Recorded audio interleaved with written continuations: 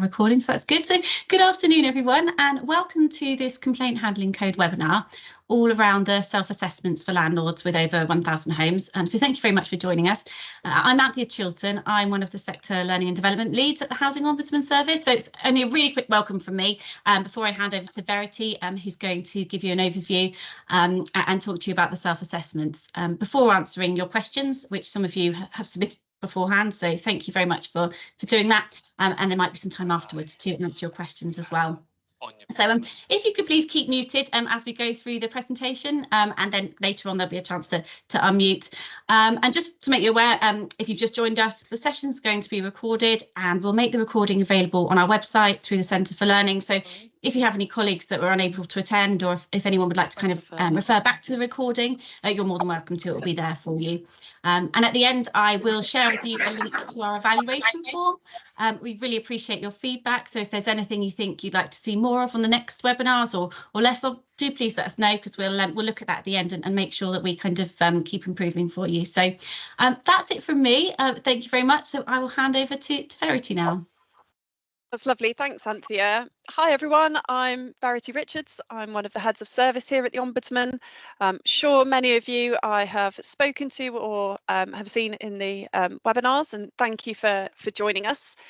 Today's session is going to focus on the self-assessment part of the complaint handling code, give a bit of an overview for those organisations who are now completing their self-assessments, give you some things to think about while you're doing them, and to support you in completing that in a really meaningful way before you do your submissions later on this year. Anthea has already done a little bit of the housekeeping, but just a quick reminder, we are recording this session and we will be sharing that on our Centre for Learning, so other colleagues can view them and you can share them if there are others. We've already said if you could keep your mic muted to minimise any noise, that would be really appreciated, particularly as I'm easily distracted and a moment can confuse me and I want to stick to time. We have pre-submitted questions. Thank you to those that have provided those. We'll start with those. But if you do have any questions that you do want answered or that come up through the presentation or in response, please do put them into the chat. We may be able to answer some of them at the end of the session, but if we can't, then we will take them away and we'll make sure that we give that feedback to everybody so that you are aware that your question has been answered. We'll be giving copies of the slides and any of those answers. And as Anthea's already said, we will be sharing a feedback form. Please do give feedback to us. These sessions are run by us, but they are for you. And it's only through your feedback that you will get more of what you need, or less if you don't find them useful, and that's okay too. But please do use that if you can. So just a quick sort of whistle-stop reminder of who we are. So we're the Housing Ombudsman Service. As I'm sure you're aware, our vision is improving residents' lives and landlord services through housing complaints. Our values: fairness, learning, openness and excellence, and we aim to embed these values into everything that we do, which includes not only the complaint handling code, but our approach to monitoring compliance. We will be using these values and putting that at the heart of what we're doing and the approach that we're taking, because ultimately we recognise that landlords and the Ombudsman, we all want to work together to achieve this. In terms of context, we have just over 1,700 landlords, and that covers 4.9 million households. So you can see that is a huge coverage that we have. It's a really exciting time for us with the Statutory Code, because for the first time, some of these landlords we will be able to reach out to, see what is going really well in their organisation and support them to handle complaints in line with the code if there are things which are off track. A little bit more coverage, you can see that we're predominantly housing associations, but with also local authorities and voluntary members. This session today is for organisations with more than 1,000 properties.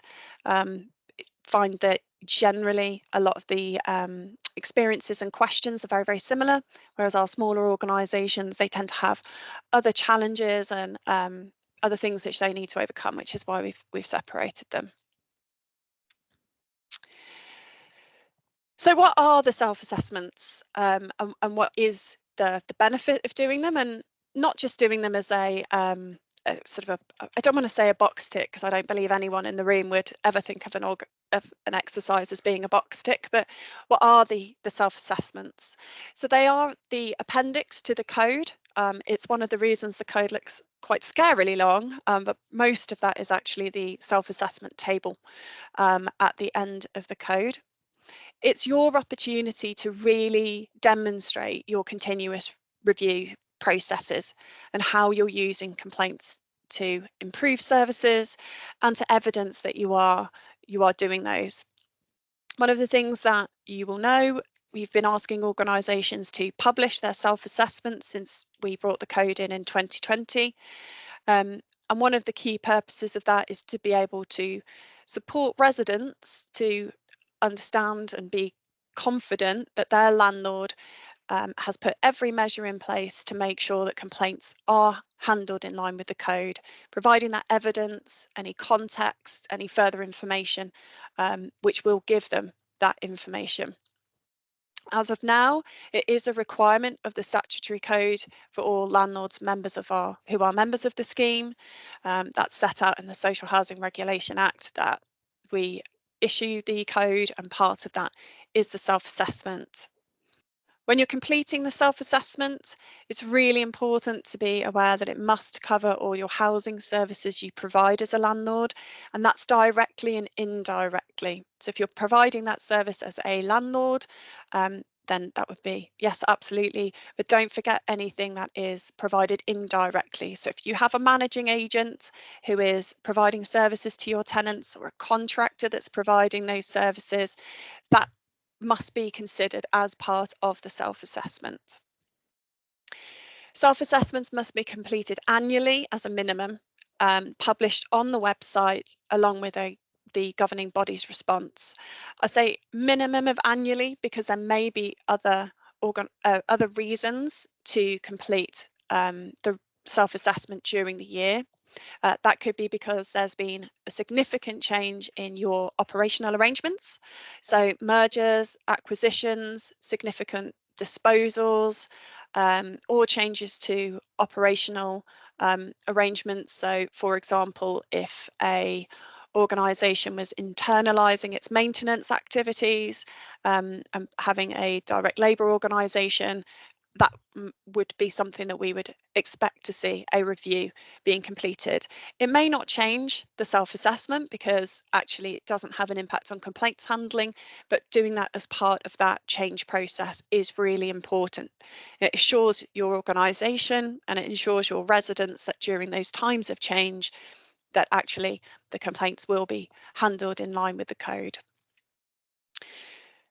As set out in our code compliance framework, we will be using the self-assessments to monitor compliance with the code. It's a really important source of information for us, and not only about levels of compliance, so which provisions a landlord complies with, but also recognising that there will potentially be some provisions that organisations are unable to comply with, and for us to be able to look into those, understand their reasons, support them to comply if possible, or accept that alternatives have been put in place. And that will form a large part of the work that we will be doing to fulfil our duty. So in part of doing the self-assessments and conducting those, we've set out a suggested approach. This isn't hard and fast rules, it's just what we have found through our work with organisations in the past, and also findings from our determinations of what can be a really successful way to review the approach that's being taken. So starting out with your reflect and review, reviewing your current processes, your current practices, your policy, your procedure, and considering, are those approaches in line with the code? Are there opportunities to make any changes? Some organisations have talked about doing a SWOT analysis, so strengths, weaknesses, opportunities and threats. Others have used gap analysis to review their current approach. And excuse me, to be able to reflect and review. Once you've completed that review, if there is anywhere that is going to need strengthening, if there's anywhere that is going to need significant change in order to achieve compliance or really go above and beyond, this is the time to be taking effective action. We would always encourage organisations to use action plans, perhaps an action tracker, to be able to make sure that those are, excuse me, that those actions are recorded, that there's somebody assigned to them, that you are able to monitor and track those through to completion. I'm sure I'm not telling you anything that you don't know already, but it is always useful just to take those moments to make sure that that is all in place. As part of all of that, I can't stress enough the importance of gathering and documenting your evidence. This is going to be really, really important for organisations to be able to publish their self-assessments and be really confident that every provision you can evidence that you are compliant with those different elements of provision. The evidence is going to differ from organisation to organisation and also from provision to provision. I don't think there'll be any surprise there. But when you are looking at that evidence, we could be talking about your policies, your procedures. There's lots of different things, and I can go through that in more detail. Scrutinising and challenging. So we've done your review, you've taken those actions, you've got all of the evidence, and you're at the point of, yep, we're feeling really confident. This is a point to scrutinise and challenge. Really ask yourself, and as organisations, are you confident that it's there in policy? Is it there in practice? And it's a great opportunity for residents to be involved in that process. Through this, we've heard a lot of feedback from residents in webinars or in events that we've attended about, this is a great opportunity for your resident panels to scrutinise your evidence, to challenge, is that really the case? How are you making sure that the approach is being taken consistently across all of your different organisational bases, across all of your different service areas? Moving on then to approval and publication. So making sure that appropriate approvals are gone through. So this is something that we would expect the member responsible for complaints to be reviewing and proposing to the governing body for their approval. And then also ensuring that they are giving a statement. That is a requirement, so a statement of a response to the self-assessment, and making sure that that is available and transparent on the website. And then lastly, the bit that quite often gets missed with any of these types of reviews is really embedding those changes. Going back, quality assuring, making sure that things are embedded, perhaps doing a 3-month or a 6-month check to see if that really is embedding. And that can all be sort of driven through that self-assessment process. So some key questions that you as sort of members or as and also as as landlords more widely, really be open and honest and transparent with yourselves. Are you really satisfied that that policy meets the requirements? If it does, fantastic. But then are your staff aware of the process, how to handle those cases? Are you being consistent in that approach? Do you have quality control checks in place? Do you do quality assurance activities to really make sure that the process is followed and that quality of services is really consistent? It's so important, as I know that you will all be very, very aware of, that consistency and fairness across all of those complaints that are being received. I'm sorry to mention the dreaded systems, knowledge and information management, records keeping. I know is something that comes up a huge amount in the Ombudsman determinations. We have our knowledge and information management spotlight report that really highlights how important those systems and processes are.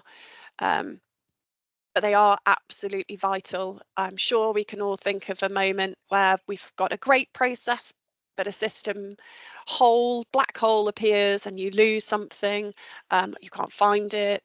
And then do you have the reporting in place that's going to allow you to identify, are all the records complete? Are your reports repeatable? Can you really see everything that you need to see? For those of you that have any third-party arrangements, so I've highlighted already, so contractors, managing agents, if you have any support services, are you confident that they're going to raise and handle those complaints correctly? The arrangements that you have in place will naturally vary from organisation to organisation, but really make sure that you are asking yourself, if you have an arrangement where a contractor is handling all of the stage 1 complaints made about the services that they provide, are you sure that the contractor is going to raise all of the complaints in line with your policy? Are they going to be providing you with those reports, and will it be open and transparent, and will it be realistic? Can you be sure that that is the case? And I've already mentioned reporting excuse me, reporting sufficient information to make sure that they are following those processes and that you're getting the opportunity to find those insights. Again, I am sure many of you are already doing this, but understanding which service areas are the most complained about, where are you finding high levels of service failure that you're going to be able to report through your outcomes, and asking yourselves, what's the most successful way to resolve a complaint?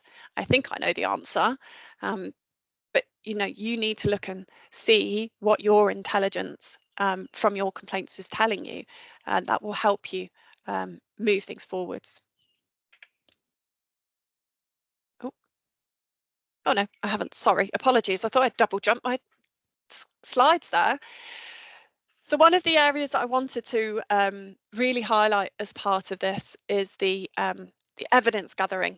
We've received quite a lot of queries into our compliance inbox, which I will share with you if you haven't seen it already, has been really about that evidence gathering. So you've gone through your questions and what is the evidence that you should or could rely on.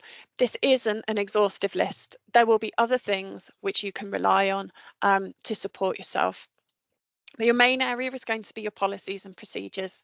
A lot of the provisions of the code, they're going to be directly in your policy or your procedure. Think about how you're recording them. Just be mindful that this is something which is the primary purpose is to keep residents informed and to allow them to scrutinise you, which I'm sure you're supportive of. Be really clear about how you are referencing. A suggestion is complaints policy page 2.1. Again, it will depend on your different organisations. What I would say is if you are including any links, just make sure they work. I've certainly fallen foul of that myself in the documents, and I will be checking my links before I share these webinar slides. So, we all need to do that. If you are referring to any other reports or publications, absolutely feel free to do so. I know some organisations are still doing an annual report to tenants, or maybe albeit by another name. You may have newsletters you want to refer to. There are lots of things that you may want to refer to, and that is absolutely acceptable. We'd encourage that. But again, just making sure that the references are all there for your residents.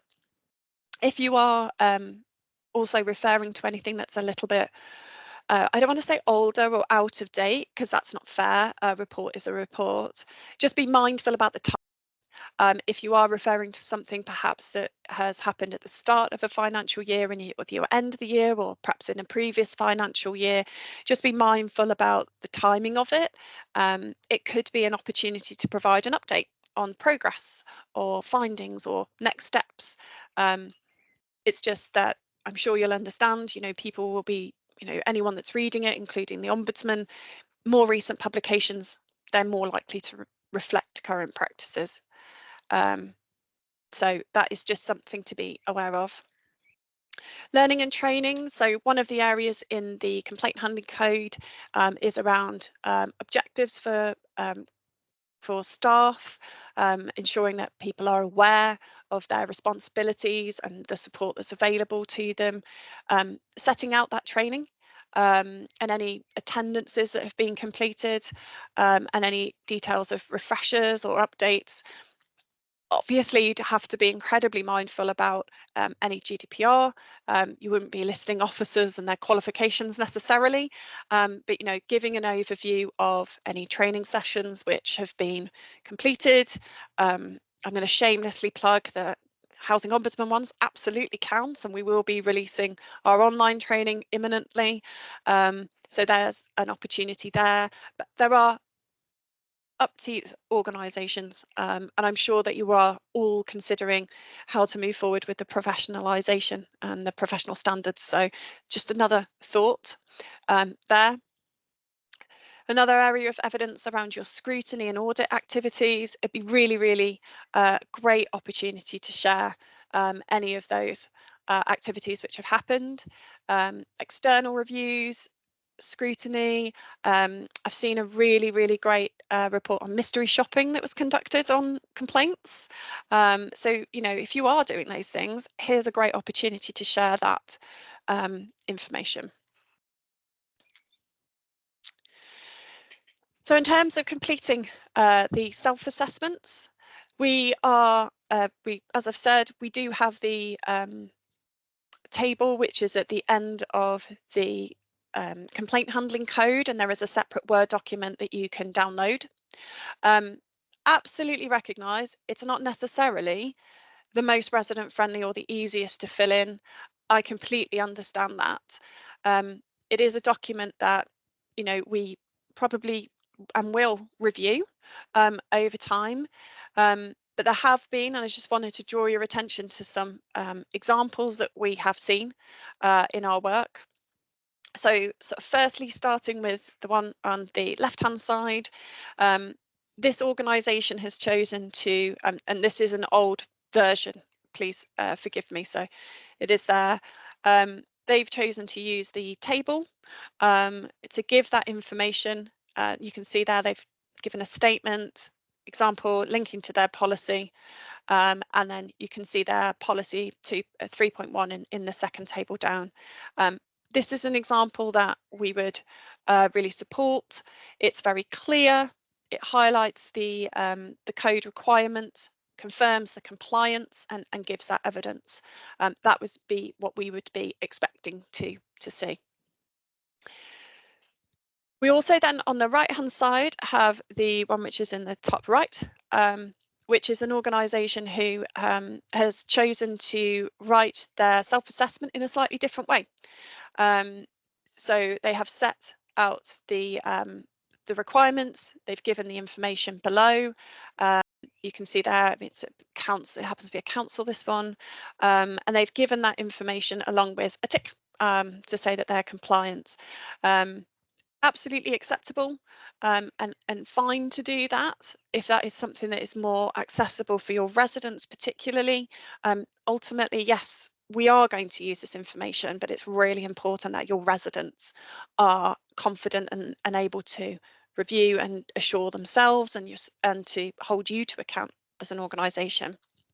The reason that I've highlighted that with the scales would just be to say that whilst that's open to you and entirely fine, just to be incredibly mindful that all of the code provisions are on there, that you are addressing all of them. There is naturally a risk of not working from the original document, that one might get lost. So whilst that is open to you and you can do that, just be really mindful about the challenge that you might find in transposing all of that information.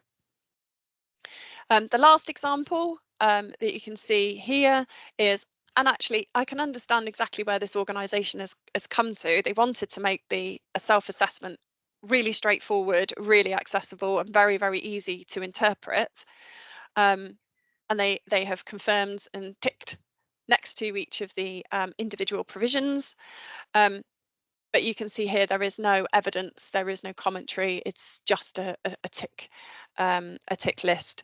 Now that was a historic version of that, and at the time we weren't looking at individual assessments unless it came to our attention through our casework. We would not accept that as a completed self-assessment. We would be asking that organisation to go and to complete the information with evidence and the explanations. They're just some examples there for you to sort of think about as you're doing those.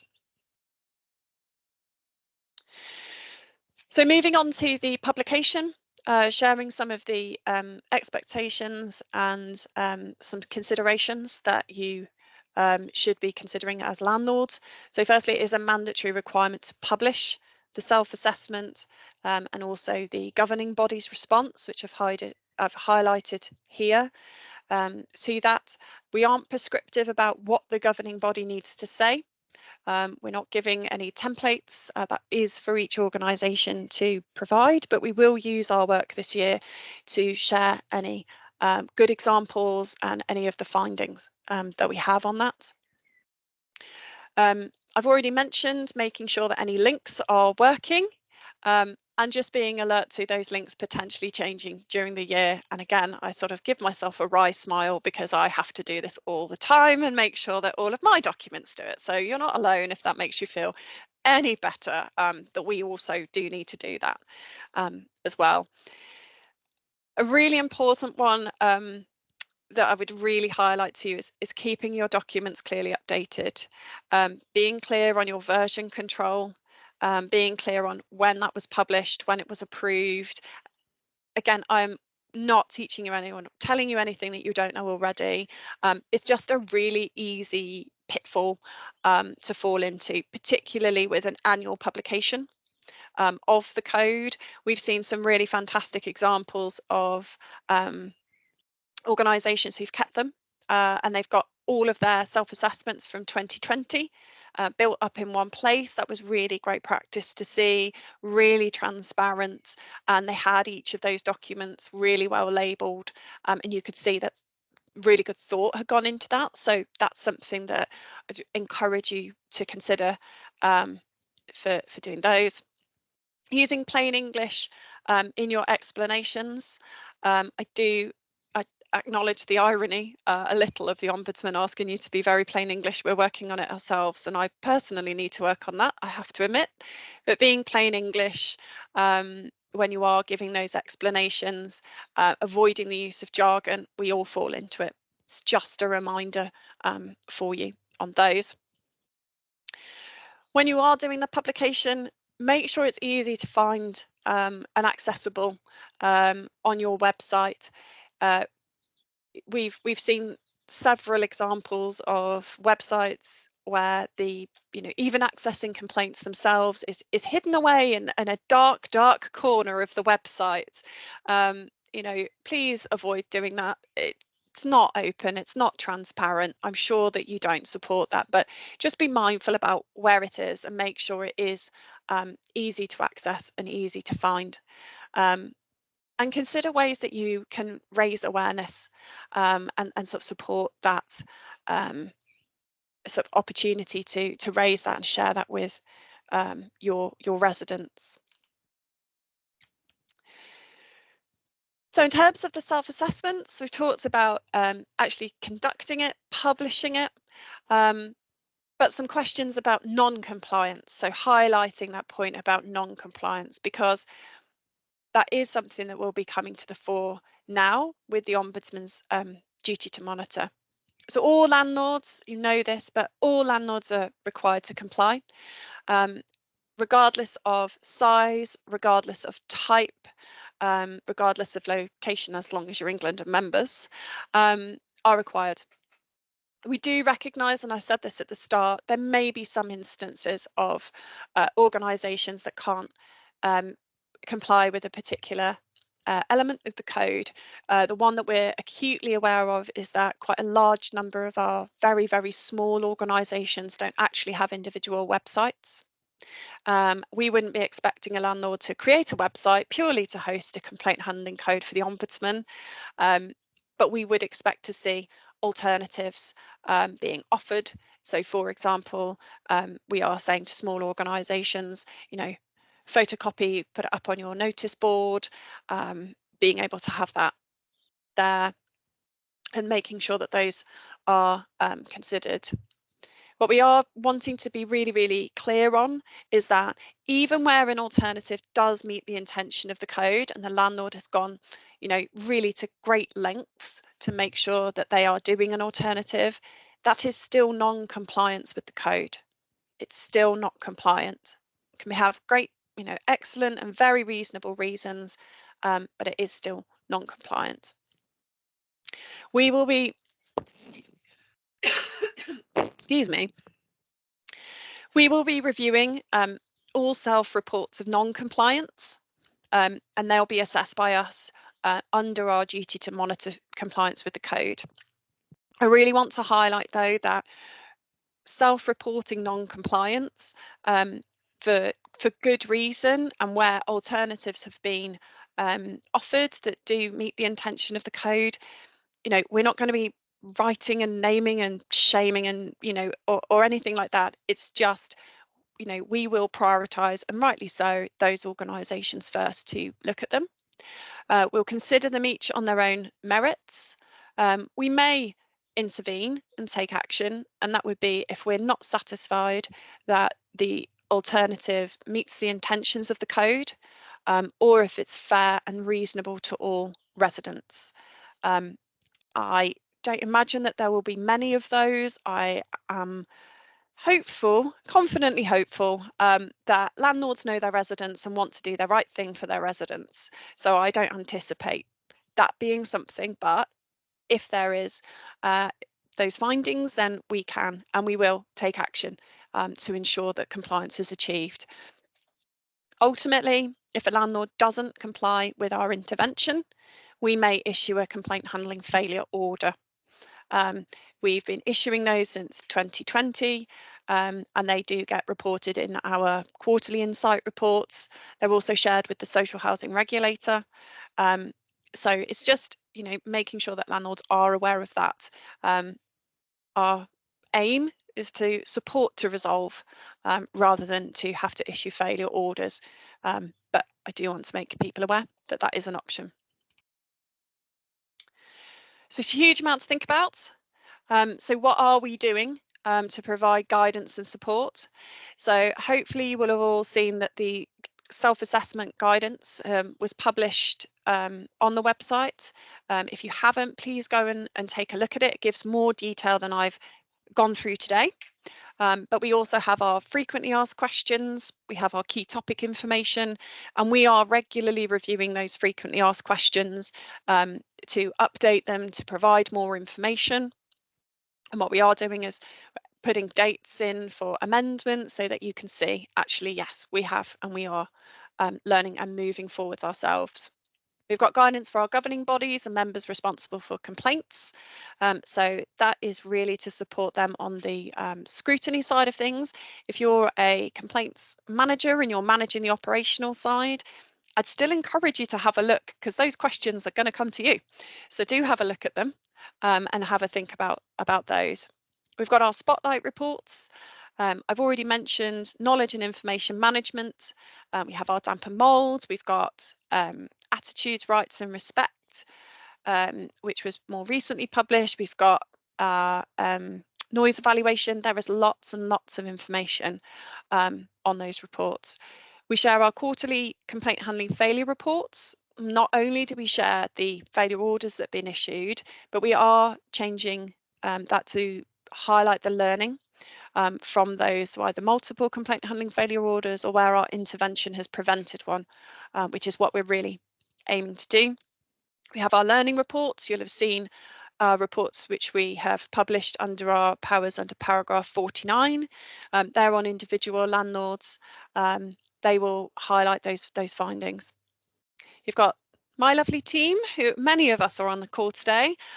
So duty to monitor team, we can be contacted compliance@housing-ombudsman.org.uk, and I'm sure many of you have been in touch with us.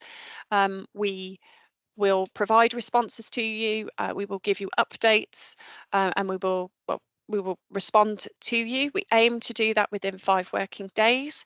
There may be times that it takes longer, and in which case you'll get an update, and we will let you know when we can provide that information to you. So that team is there for you. Final plug before I hand over to my team for the questions and answers. Again, I'm sure you're doing this already, but you can follow us on X, formerly Twitter, LinkedIn. We are really pushing support that is available there, so hopefully you do follow us on LinkedIn. I know others have found it very useful. We have our newsletter, which is due to go out. I'm looking at Anthea. I believe this week, Anthea. I believe it's due to come out. Yes, excellent. And you will know that you can find us on the website. And now I will be handing over to questions. So I will stop sharing my screen. She says, ever hopeful that that's been done. And I'm going to hand you over to my colleague Maria Trokey. I think you're on mute. Sorry, can you hear me now? Yes.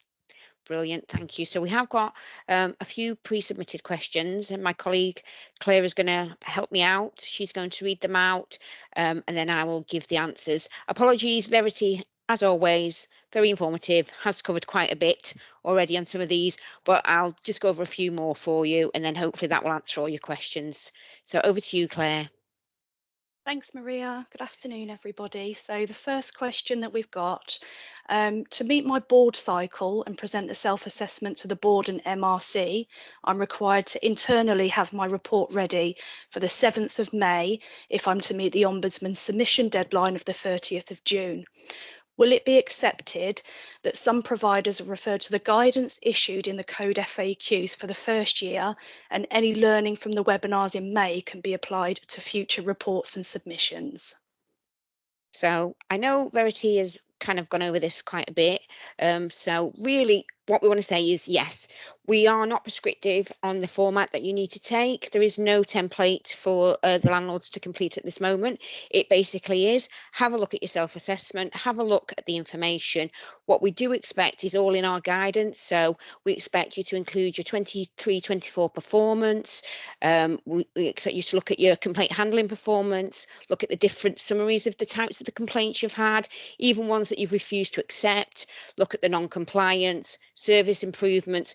But with this report, we are aware that this is the first year a lot of landlords are going to be putting this together. So as Verity said, first year, try and ensure that you cover everything that we've asked you to in the guidance. And obviously, come next year, when we've got some good examples out there, or you're more into what you want to look at, then of course you can update and amend your report to see fit. All we ask is look at our guidance, go through it, and try to submit everything we've asked you for. Thank you. Thanks, Maria. So the second question we've got is, we're currently going through a merger. How long after the merger will we be required to submit our new self-assessment? So both landlords should continue both landlords should continue to comply with the code until the merger has completed.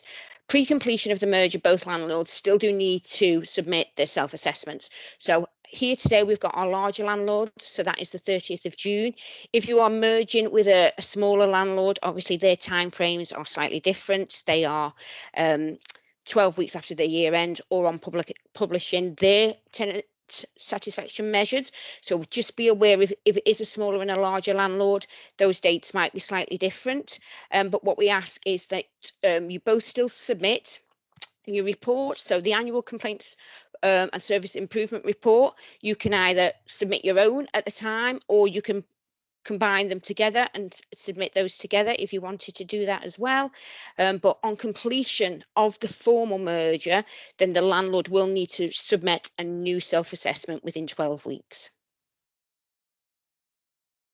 And the last question that we've got, we're currently undergoing an exceptional circumstance that's preventing us from complying with the code. What should we do? So when we're looking at exceptional circumstances, we would always ask you to contact us immediately. One of the ones that we've had recently is a cyber attack. So you must inform us. You must also inform us that you are no longer compliant with the code and the reasons why. We would also ask that you make sure that you inform all residents that could be affected, or any services that can be affected. The landlord then would need to let us know when they look to become compliant and everything is back up and running again. Additionally, what we always say is, with these types of circumstances, please work with us, please contact us, please speak to us, please ensure your residents are being constantly updated. If it gets to the point where you're giving us a date and unfortunately you think you're not going to be compliant again by that date, or your systems aren't going to be up and running again, please contact us, work with us. We will work with you to ensure that your services to your residents continue, as well as trying to remain compliant with the code to help us here. Thanks, Claire. I think, is that all the questions, Claire, we have? Yeah, that's all the questions that we've got today. So, Verity, back over to you. Thank you. So hopefully that has been useful. I've just looked into the chat, and we don't have any queries coming through from the chat for this particular session. If there is anything that is pressing, or somebody's in. There we go. We've got a couple of questions coming in. Lorraine, do you want to start? Yeah, sorry, it's probably easier to say it than write it in the chat. We've got a number of appendices to our self-assessment as evidence, and we just wanted to check, do all these appendices need to be published on the website alongside the self-assessment, or is it sufficient to include in the MRC board response that that's been witnessed and that they are assured that they've seen the appendices and that they are I would say ideally, evident? I would say ideally publish them. But I do recognise that there may be some which you feel should be redacted if it relates to an individual, or if it mentions a particular name. If that is the circumstance, then you may want to do that.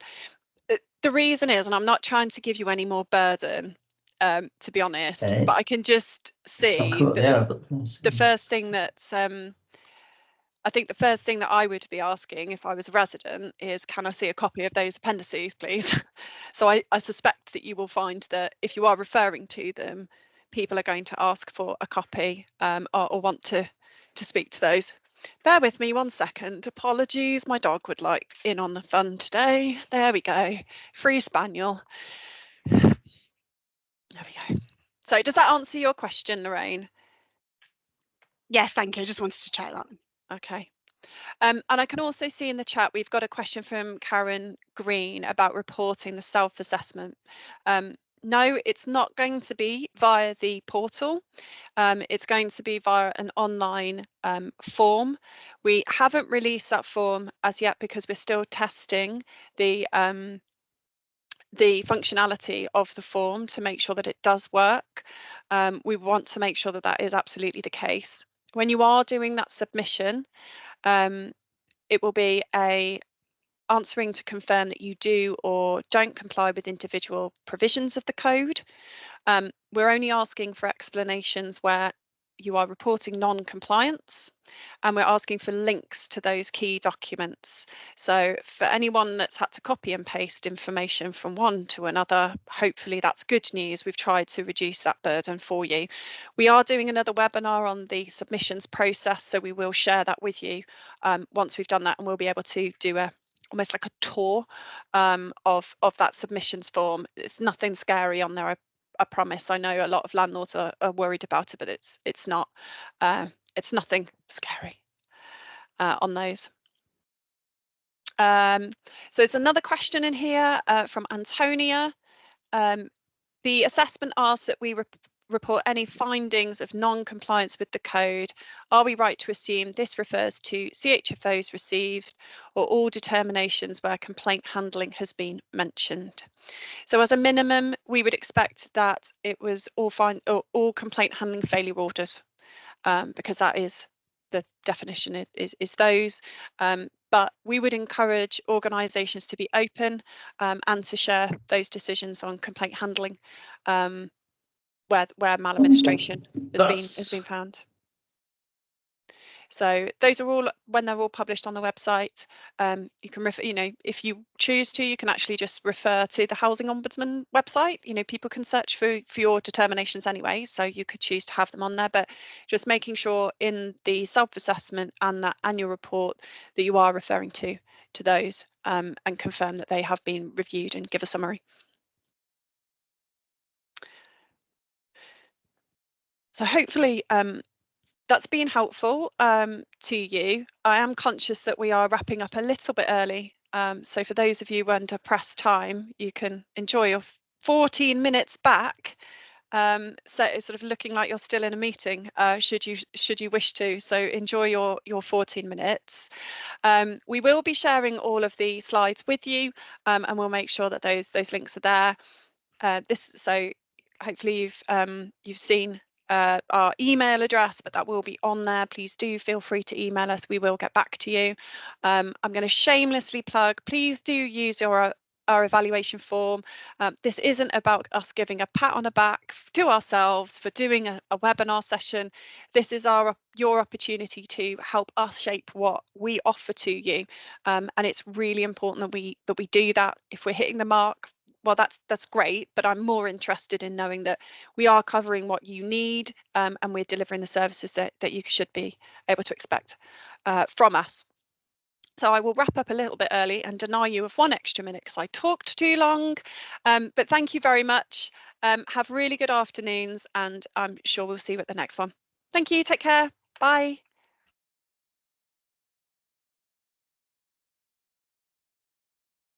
Thanks.